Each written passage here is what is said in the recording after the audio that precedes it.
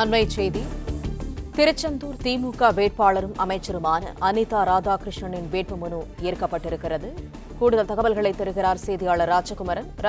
இது தொடர்பான விவரங்கள். தூத்துக்குடி மாவட்டம் திருச்செந்தூர் தொகுதியிலே மீண்டும் அமைச்சர் அனிதா ராதாகிருஷ்ணன் களம் இறங்குகின்றார். அனிதா ராதாகிருஷ்ணனை பொறுத்தவரை அமைச்சராக இருந்து வரக்கூடிய நிலையில் மீண்டும் அதே தொகுதியில் போட்டியிடக்கூடிய நிலையில் தன்னுடைய வேட்புமனுவை அண்மையில் தாக்கல் செய்திருந்தார்.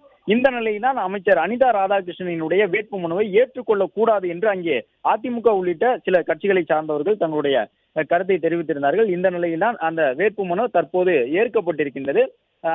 இந்த தகவலை பொறுத்தவரை திருச்செந்தூர் சட்டமன்ற தொகுதியில் பாஜக வேட்பாளராக இருக்கக்கூடியவர் தான் அந்த ஒரு கருத்தை சொல்லியிருந்தார் தேர்தல் நடத்தும் அதிகாரியிடம்.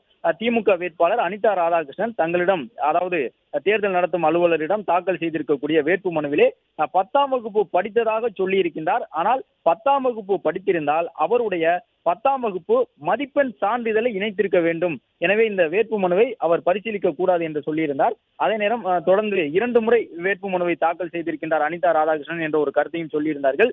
2 வேட்புமனுவிலும் ஒரே நபர் தான் முன்மொழிந்திருக்கின்றார். தமிழ்நாடு மாநில தேர்தல் ஆணையம் வேட்பாளர்கள் செய்யக்கூடியவை செய்யக்கூடாதவை என்று சில பட்டியலை சொல்லி இருக்கின்றது. அதன்படி 2 வேட்புமனுவிலும் ஒரே நபரை முன்வைத்து முன்மொழிய செய்திருப்பது தவறான ஒன்று. எனவே அவருடைய வேட்புமனுவை தேர்தல் விதிப்படி நிராகரிக்க வேண்டும் என்று சொல்லியிருந்தார். என்றாலும்